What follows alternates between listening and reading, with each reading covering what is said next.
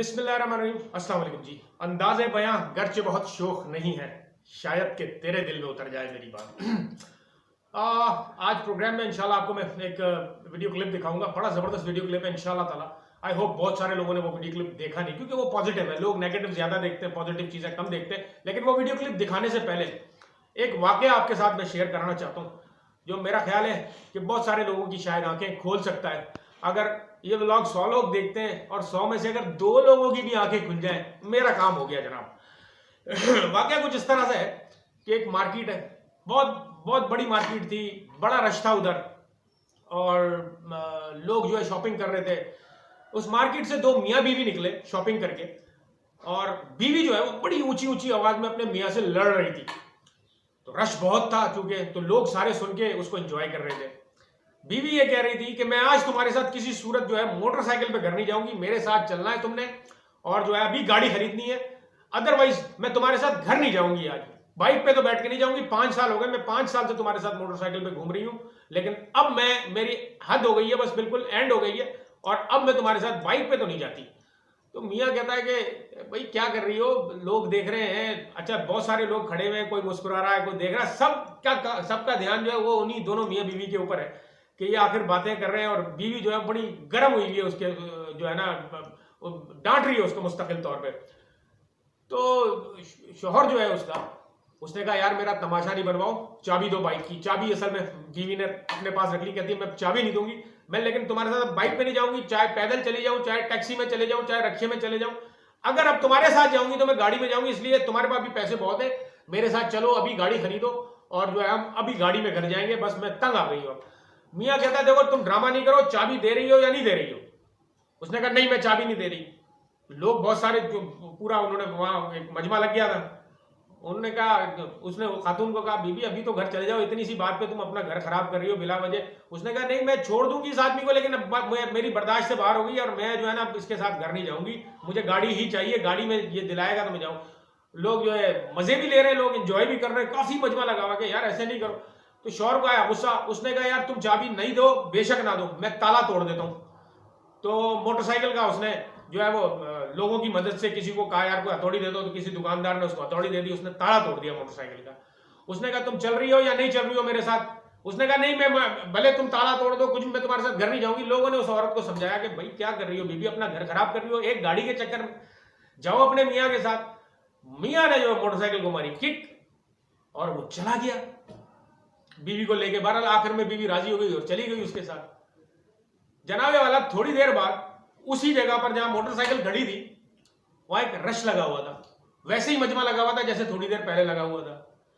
लेकिन इस बार सीन कुछ यूं था कि जिस शख्स की वो मोटरसाइकिल लेके गया है ताला तोड़ के, वो भी अवाम की मदद से, अवाम के सामने, हजारों लोगों के सामने, जिस शख्स की वो मोटरसाइकिल लेके गया है, वो शख्स वहां बयान कर रहा है कि मेरी मोटरसाइकिल चोरी हो गई।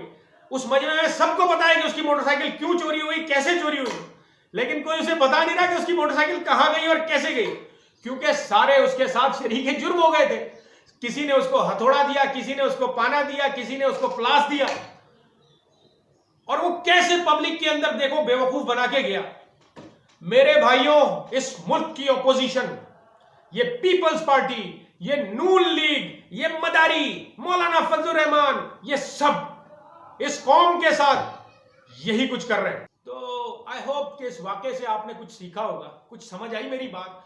ये जो ऑपोजिशन है, ये जो मदारी हमारे पास मीडिया पर बैठे हैं रोजाना, नजम सेठी टाइप, छोटा नजम सेठी, बड़ा नजम सेठी, एक वो मिनी पैक में भी आ रहा है नजम सेठी, ये जो हमारे पास बैठे हैं, ये पहले हमें कहते थे कि महंगाई इतनी हो गई है, पेट्रोल प्राइसेस, और ये वो पेट्रोल बढ़ाने की वजह से जो है गवर्नमेंट पेट्रोल पे सब्सिडी क्यों नहीं देती। और ये आज जब इमरान खान ने पेट्रोल पे सब्सिडी दे दी है और पेट्रोल, डीजल और बिजली की कीमतें कमी कर दी है, तो इन्हें तकलीफ ये है कि जी अब मईशत बर्बाद हो जाएगी पाकिस्तान की। देखो लोगों, ये वो मियाँ बीवी हैं, पीपल्स पार्टी और नून लीग, ये वो मियाँ बीवी हैं जो मोटरसाइकिल चुरा कर ले गए लेकिन किसी को पता लगने नहीं दिया। और हम वो अवाम हैं जो अपनी आंखों से उनको मोटरसाइकिल चुराते हुए देखते रहे, बल्कि उनकी मदद भी करते हैं। मदद कैसे करते हैं? जब आप इमरान खान की बुराई और मुखालफत करते हैं, इनकी मदद हो रही होती है। जब आप कोई भी कंटेंट व्हाट्सएप पे, सोशल मीडिया पे इमरान खान के खिलाफ मजाक में भेजते हैं एक दूसरे को, आप इनको सपोर्ट कर रहे हैं, आप इनकी मदद कर रहे हैं। आपको पता है कि इस तरह की मेम्स, इस तरह के जोक्स, ये पेड कंटेंट है, ये बाकायदा पैसे देके बनवा रही है नून लीग और पीपल्स पार्टी इमरान खान के खिलाफ, ताकि इमरान खान के लिए अवाम के दिल में नफरत पैदा की जाए। मैं बिल्कुल आपको सच्चाई से ये सारी बातें बता रहा हूं। देखिए, हमारे साथ इस वक्त यही हो रहा है। हमारा हाल वही है कि ये हमें बेवकूफ बना रहे हैं, बिल्कुल उसी तरह से जिस तरह से उन मियां बीवी ने उन सैकड़ों लोगों को बाजार के मजमे को बेवकूफ बनाया, उनकी मदद से ताला तोड़ा, चोरी की, मोटरसाइकिल चुरा के ले गए, और जो असली मालिक है वो जब वापस आया है तो उसके सामने वो कुछ कह नहीं रहे, क्योंकि वो उसके मददगार थे। आज यही हो रहा है। हम सबने इमरान खान को वोट दिया, इमरान खान को इतनी मोहब्बत से, प्यार से हम लेकर आए, पाकिस्तान का वजीर आजम बनाया हमने, और अब जब हम देख रहे हैं कि ये चोर उसके पीछे लगे हुए हैं, ये चोर उसके खिलाफ लगे हुए हैं, हम उन चोरों की चोरी नहीं बता रहे कि हाँ भाई तुम तो चोर थे, तुम कैसे इसके खिलाफ बात कर रहे हो। हम उल्टी बातें कर रहे हैं उन्हीं के कहने पर कि यार इमरान खान ने बड़ा ये कर दिया, इमरान खान ने बड़ा जुल्म कर दिया, इमरान खान ने बड़ी महंगाई कर दी। इमरान ना करो लोगों, ना करो ऐसे। भाई क्यों इस्तीफा दे इमरान खान। मौलाना साहब को वैसे जो है, मौलाना फजलुर रहमान साहब ने खबर अभी मैंने कल सुनी थी कि जी मौलाना फजलुर रहमान साहब ने जो ऐलान किया है कि सारे तमाम लोगों को पार्लियामेंट बुला लिया है और अगले 48 घंटे में जो है वो अदम एतमाद लेके आना है। मैंने कहा यार मौलाना साहब को जो है खबरों में रहने का फन आता है, क्योंकि मौलाना साहब पार्लियामेंट हाउस के अंदर तो जा नहीं सकते क्योंकि वो मुंतखब नुमाइंदे नहीं है। तो मेरा ख्याल है इन सबको, जितनी ओपोजिशन है, मौलाना साहब पार्लियामेंट हाउस के अंदर भेजेंगे अदम एतमाद के लिए, और पार्लियामेंट के बाहर खड़े होकर दुआ करेंगे, या अल्लाह इमरान खान को हटा, या अल्लाह मेरी कश्मीर कमेटी की चेयरमैनशिप वापस दिला दे। वो इस तरह की कोई दुआएं करेंगे, झोलियां उठाकर, हाथ उठाकर। तो वैसे ये मंजर भी देखने वाला होगा, जबरदस्त मंजर होगा। भाई इमरान खान क्यों इस्तीफा दे।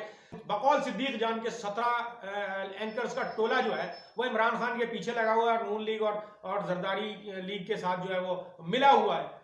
लेकिन जहां इस तरह के लोग हैं वहां बहुत से अच्छे सहाफ़ी भी हैं, लाइक इमरान खान, सिद्दीक जान, पारस जहांजेब और बहुत से सहाफ़ी हैं। लेकिन आज पारस जहांजेब का ये क्लिप सुनकर यार मेरा दिल बड़ा खुश हुआ। उन्होंने एक सवाल उठाया, पारस जहांजेब साहिबा ने, कि भाई इमरान खान क्यों इस्तीफा दे। शायद आपके दिल में पारस जहांजेब की बात उतर जाए, अगर मेरी बात नहीं उतरती। ये क्लिप जरा मुलाहिजा फरमाइए प्लीज। अस्सलाम वालेकुम, मैं हूं पारस जहांजेब। ऑपोजिशन ने पीडीएम के स्टेज से हुकूमत के खिलाफ आसमान सर पर उठा रखा है। मुतालबा है वजीर आजम इस्तीफा दे, इमरान खान कुर्सी छोड़ें, मुंतखब हुकूमत घर चली जाए, चलती जमहूरियत को ब्रेक लग जाए, वक्त से पहले इलेक्शन हो जाए, मुंतखब हुकूमत की आईनी मुद्दत पूरी करने का तसलसल टूट जाए। लेकिन सवाल ये है कि इमरान खान क्यों इस्तीफा दें, मुंतखब हुकूमत क्यों घर चली जाए। आपने 5 साल पूरे किए, पीपल्स पार्टी ने मुद्दत पूरी की, तो तहरीक इंसाफ मुद्दत पूरी क्यों ना करे। वक्त से पहले हुकूमत को घर भेजने और वजीर आजम के इस्तीफे देने की आखिर कोई तो वजह हो। अब हुकूमत पूछती है कि क्या इमरान खान इसलिए घर चले जाएं कि वो आपको पसंद नहीं है? क्या इमरान खान इसलिए घर चले जाएं कि वो आपकी करप्शन बेनकाब कर रहे हैं? क्या इमरान खान इसलिए घर चले जाएं कि वो आपसे डील नहीं कर रहे और हिसाब मांग रहे हैं? क्या इमरान खान इसलिए घर चले जाएं कि उन्होंने मुल्क को दिवालिया होने से बचा लिया और फेटफ की ब्लैकलिस्ट में जाने से रोक लिया?